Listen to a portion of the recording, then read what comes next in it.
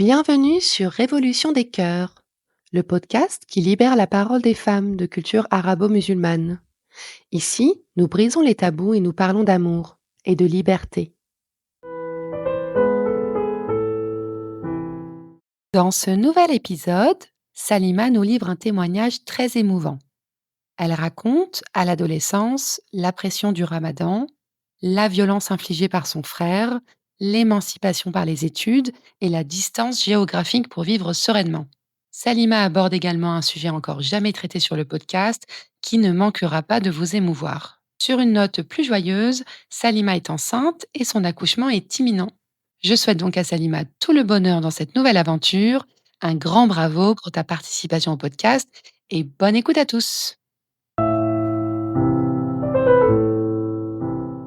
Alors, je suis Salima, j'ai 33 ans. Je suis née en France de parents algériens, qui sont tous les deux nés en Algérie. On est une famille plutôt nombreuse, on est 4 enfants et je suis la dernière. En ce qui concerne la religion, mon père était moyennement croyant. Il est décédé en 2013 et ma mère est croyante pratiquante aujourd'hui, mais c'est depuis finalement le décès. Alors concernant mon adolescence, c'est peut-être à ce moment-là où j'ai commencé à comprendre que ça allait être un petit peu compliqué. J'ai remarqué plusieurs signes.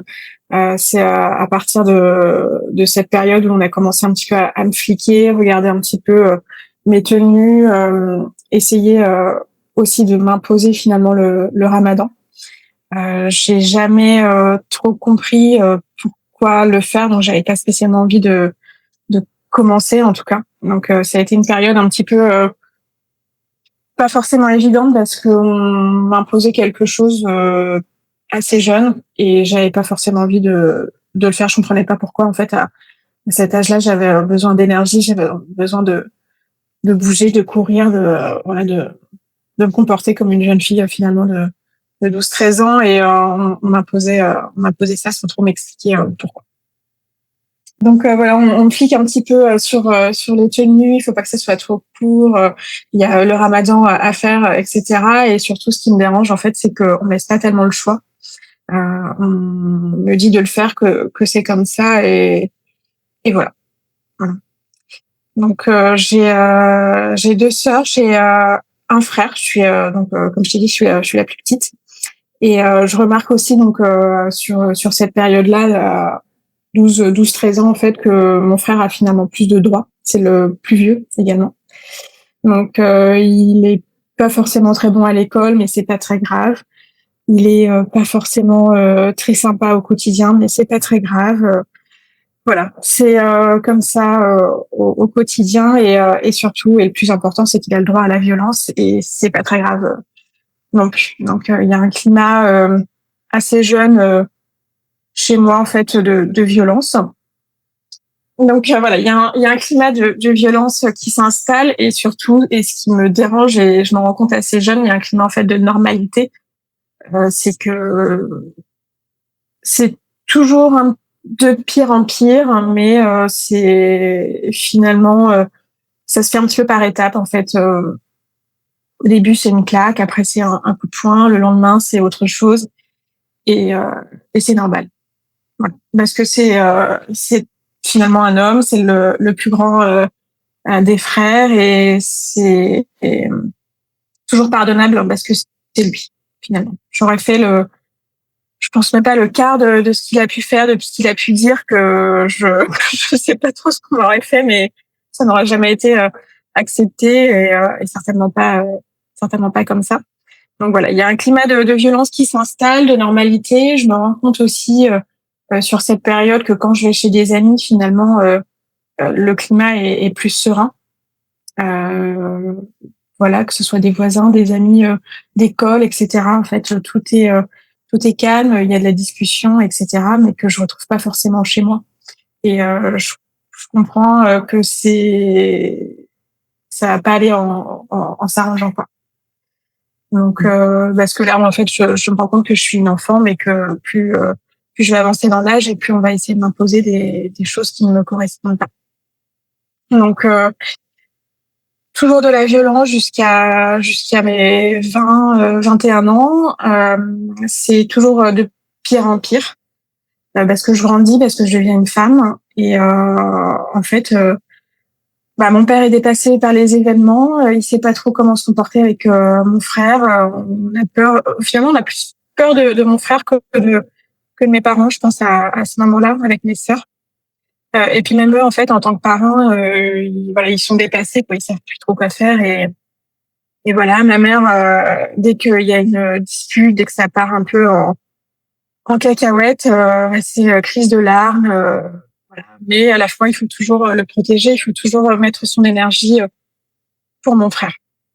Donc, il finit par partir, par quitter le foyer familial, mais il reste toujours dans la dans la ville, en fait, enfin, dans la proximité. Donc, d'ailleurs, je ne comprends pas pourquoi, mais je pense que pour moi, c'était l'occasion, en fait, de couper un petit peu les ponts avec lui, parce qu'il était plus habitant chez nous.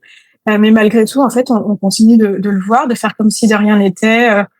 Il vient au repas de famille, il y a un petit truc qui va de travers, dispute et voilà, et violence et rebelote. Quelques semaines plus tard, en fait, c'est vraiment assez cyclique, hein. On sait que ça va arriver, mais on continue de le faire parce que c'est lui, quoi. C'est pas grave. Donc, je me rends compte après une soirée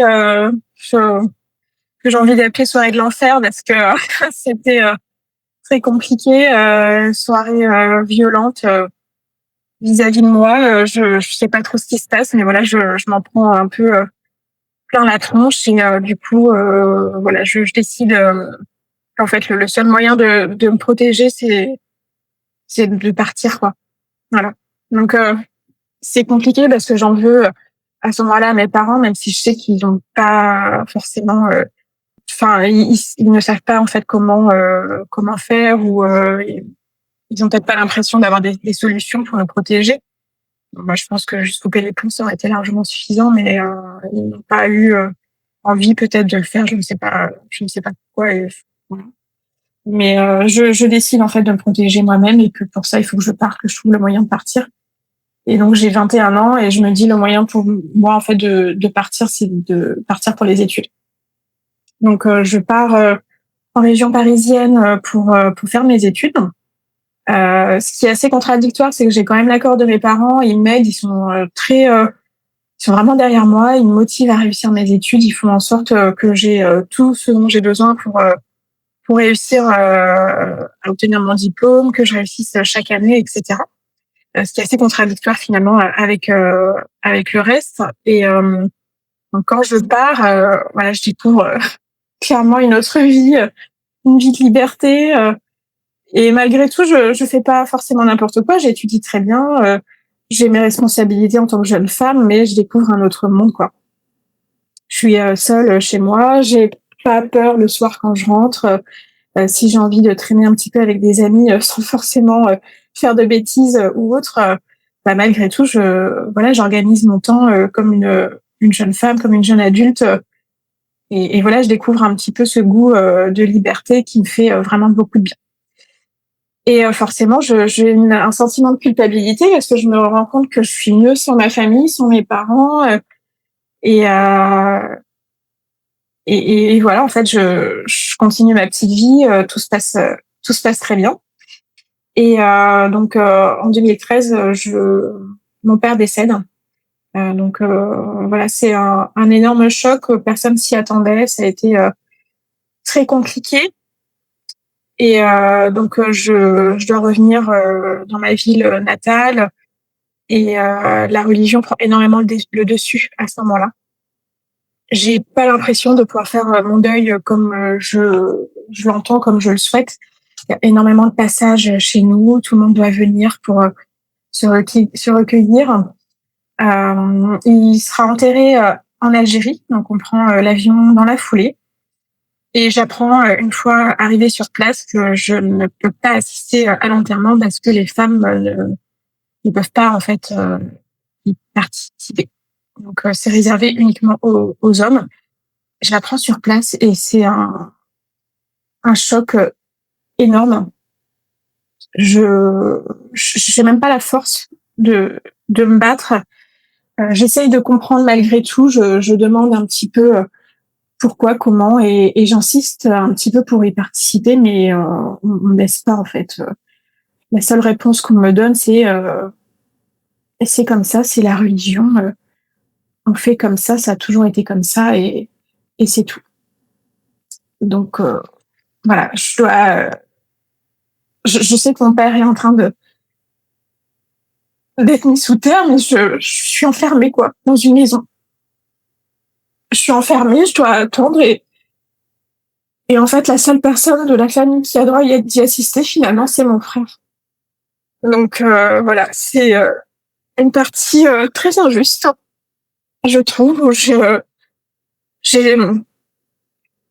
j'ai pas eu mon mot à dire. On a juste, parce que nous sommes des femmes, donc on doit attendre, et juste subir, subir. Voilà, c'est le mot.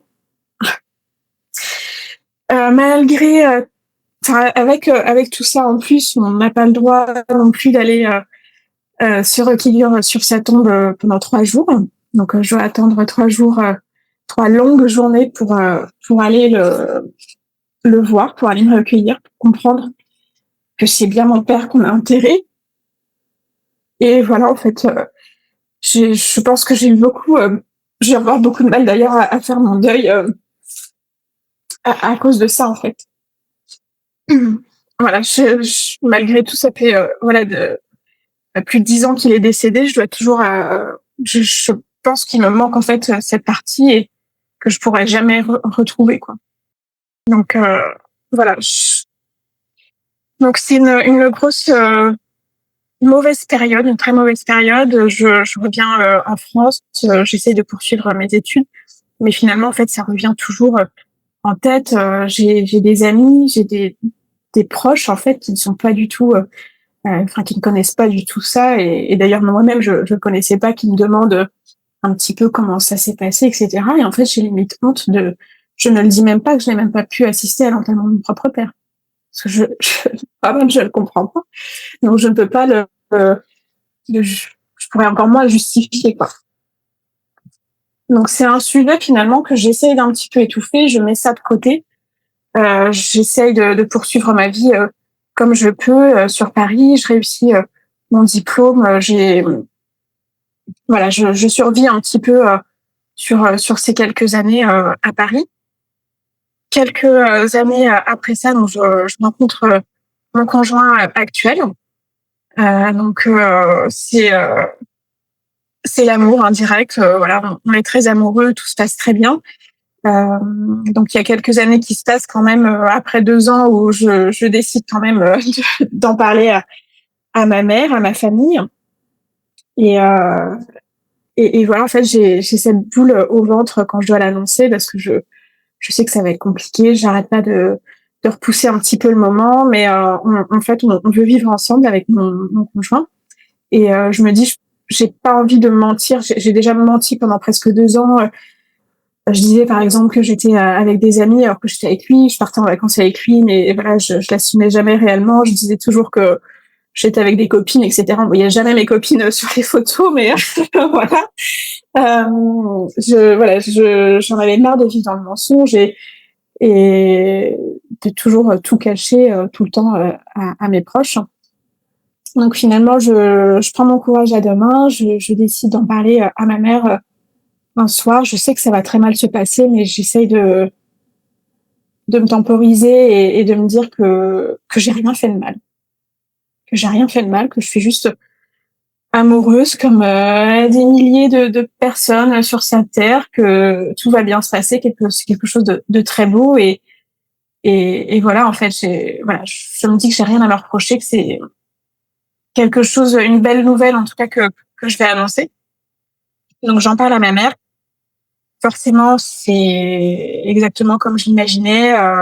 Elle, euh, Elle est très déçue, elle est très énervée. Elle ne fait que parler de religion, et pour elle, il doit absolument se convertir à l'islam, ce qui n'est pas du tout envisageable pour moi. C'est un non catégorique. Je ne vais pas demander à quelqu'un de se convertir pour moi, alors que moi-même, je ne suis pas musulmane.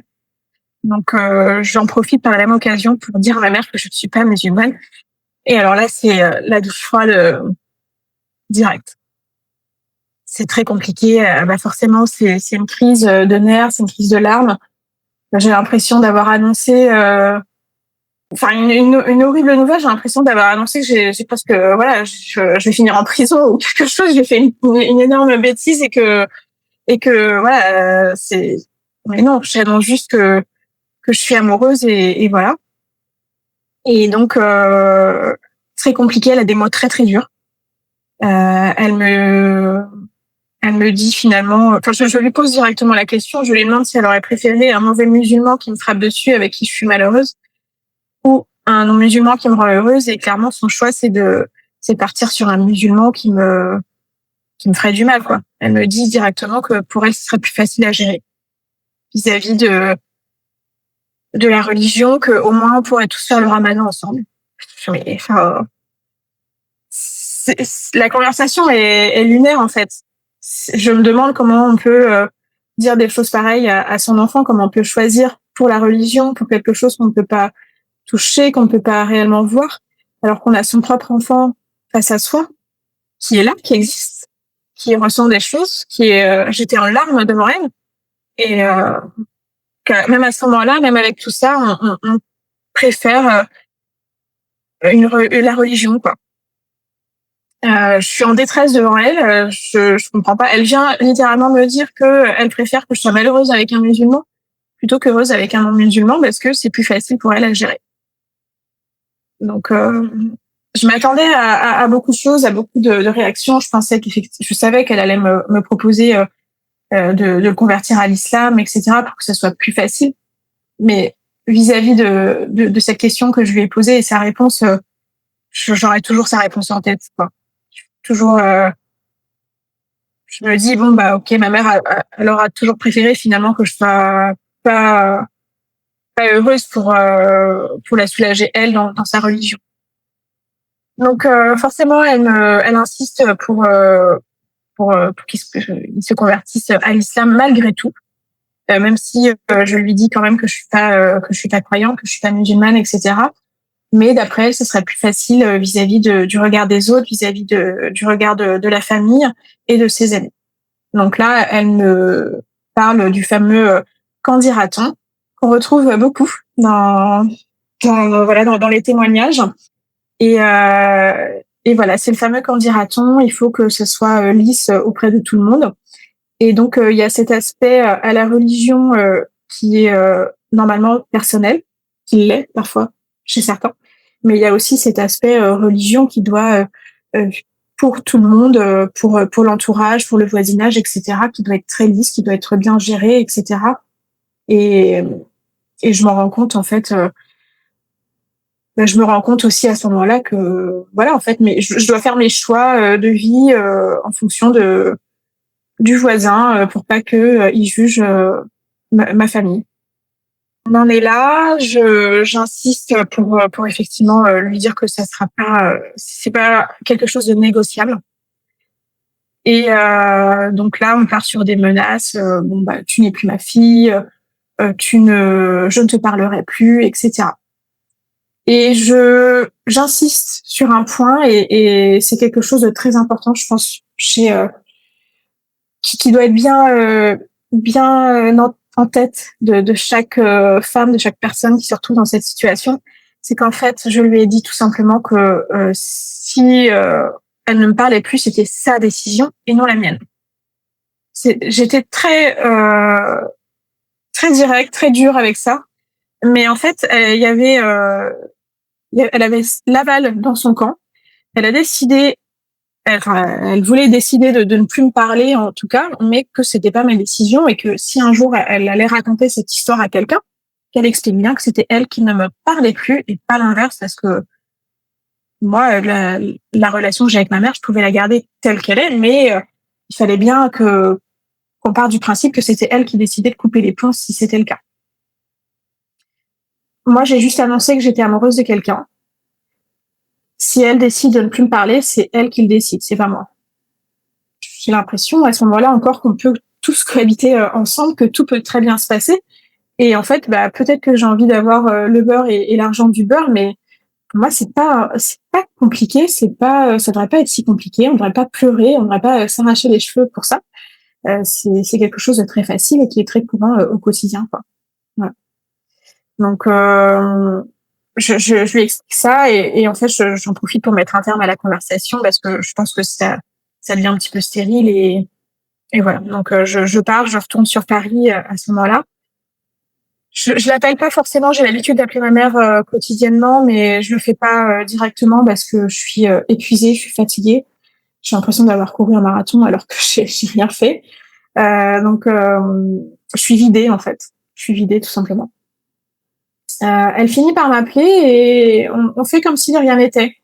C'est une habitude aussi, dans dans ma famille, c'est qu'on fait comme si de rien n'était. Voilà, c'est pourquoi pas, c'est une manière de faire, qui aujourd'hui, je me rends compte qui n'est pas forcément très saine, mais en tout cas, voilà, elle continue de m'appeler, voilà, on discute de la pluie, du beau temps et cetera. On fait comme si de rien n'était et puis un jour, je lui pose la question tout simplement, je lui dis: «Mais tu sais, il y a quelques semaines en arrière, on a passé une soirée très compliquée, on s'est disputé, on a pleuré toutes les deux. Voilà, on s'est mis dans des états pas possibles et aujourd'hui, tout va très bien finalement. Et à ce moment-là, elle m'explique que, effectivement, après discussion, etc., elle n'a pas envie forcément de me perdre et que elle accepte de le rencontrer, au moins d'avoir une première rencontre. Donc ça se passe, la rencontre se passe, on va chez ma mère. Tout se passe, plutôt bien et en fait, je me rends compte que c'est le jour et la nuit entre ce moment où, elle m'a elle a eu des mots extrêmement durs et aujourd'hui où, finalement, même après quelques années plus tard, on se retrouve, on mange ensemble, on va dormir chez ma mère, elle nous accueille, les bras ouverts et cetera.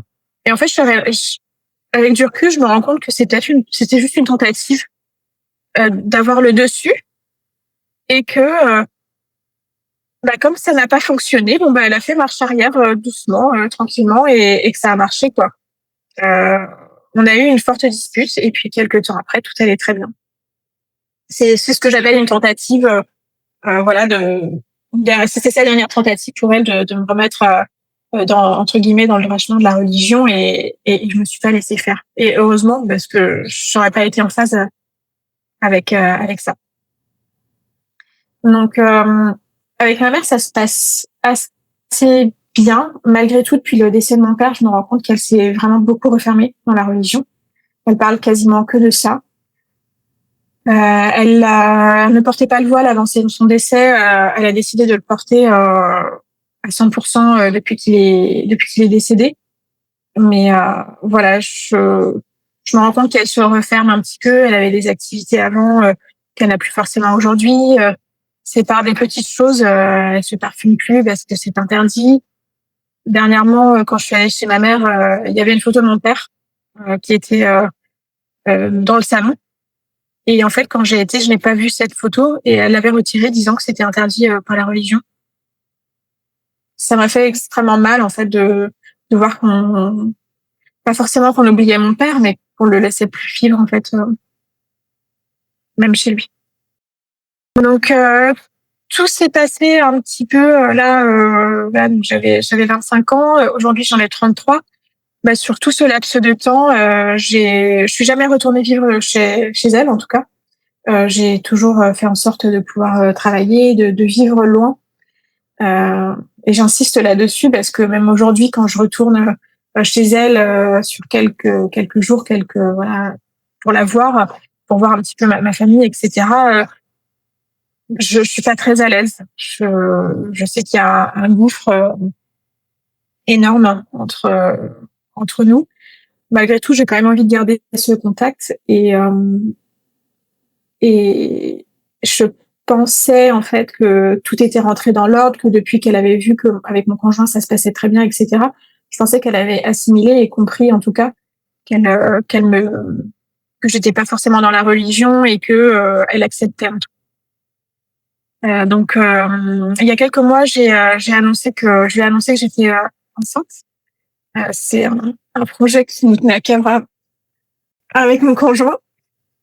Et en fait, je me rends compte que même à 33 ans, j'avais cette boule au ventre d'aller lui annoncer, quoi. Parce que je ne savais pas comment elle allait réagir. On n'est pas mariés avec mon conjoint, donc j'ai jamais voulu me marier. Euh, j'ai euh, j'ai toujours, finalement, je me rends compte que j'ai cette boule au ventre et que je vais devoir annoncer quelque chose une belle nouvelle encore, mais que dans ce climat, je sais pas comment ça va être pris. Donc je lui annonce on lui annonce avec mon conjoint parce il était présent. On lui annonce donc que je suis enceinte et j'ai une réaction assez froide. Elle se lève à peine pour me dire félicitations et je sais en fait que quelque chose ne va pas. Je sais que je la connais assez bien pour comprendre que la soirée va pas être très sympathique. Donc je lui dis que je suis enceinte, que j'attends un enfant. Je suis quand même la dernière de ses filles et je me dis ça doit être quand même important pour une mère. C'est certainement la dernière fois qu'elle sera grand-mère. Là, je suis la dernière, je suis un petit peu son petit bébé finalement. Et j'aurais aimé avoir une explosion de joie. Et en fait, j'ai tout l'inverse. Elle se lève à peine pour me dire félicitations. Elle me prend dans ses bras. Voilà, j'ai quelques mots gentils. Elle se rassoit et là, elle me dit en arabe, pour pas que mon conjoint comprenne. Elle me dit, il faudra choisir un prénom musulman. Donc je lui dis, je la fais répéter quand même parce que je suis pas sûre d'avoir bien compris à ce moment-là. Je la fais répéter, elle me dit la même chose et je me dis bon, j'ai pas envie de me battre en fait. Donc je lui dis tout simplement non, ça sera pas un prénom musulman. Et qu'est-ce qui se passe si c'est pas le cas, quoi? Qu'est-ce que tu vas faire et pourquoi tu me dis ça? Et elle me dit tu sais vis-à-vis de la religion, etc. Et j'ai pas la force, donc je mets un terme à la conversation. Je prends mes clics et mes claques et je monte. En fait, je vais m'isoler dans la chambre. Mon conjoint me rejoint et en fait, je me rends compte qu'il est extrêmement choqué par la violence de la conversation. Et moi, pas du tout. Et en fait, parce que je suis juste tout simplement habituée finalement à ça.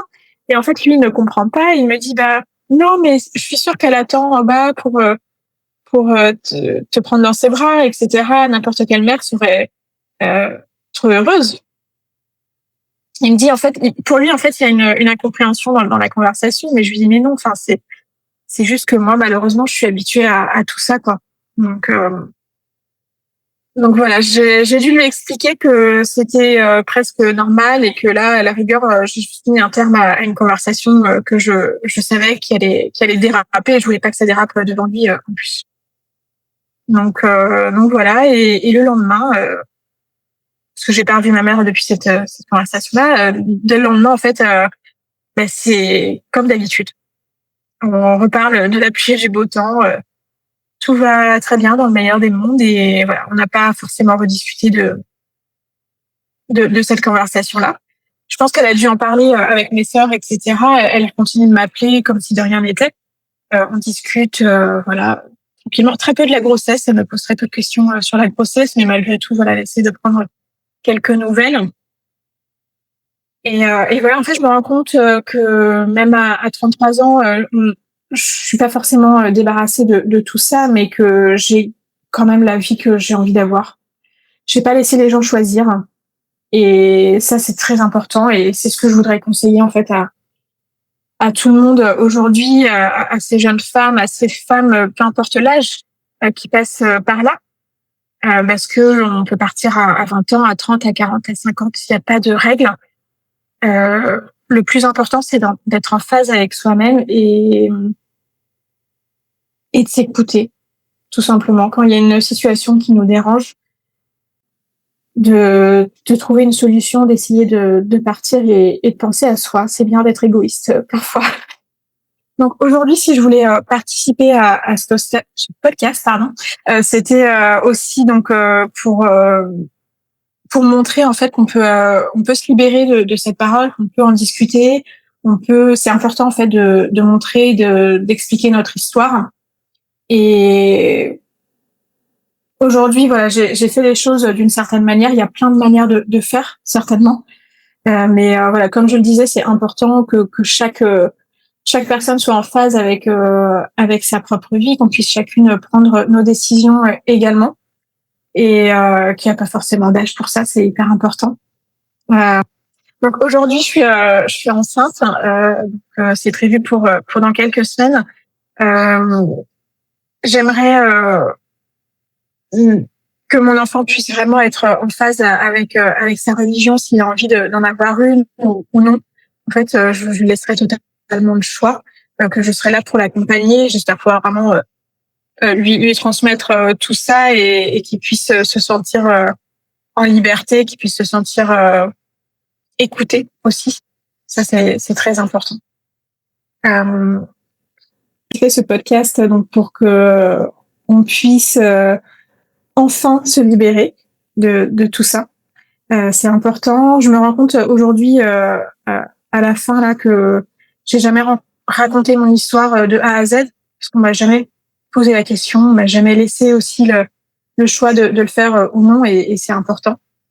Ça, j'espère que ça permettra en tout cas à plein de femmes de se retrouver et de se dire bon bah si Salima l'a fait, peut-être que je peux essayer, peut-être que je peux au moins tenter. Et et voilà, le plus important c'est d'être en phase avec vos choix, avec tout ça.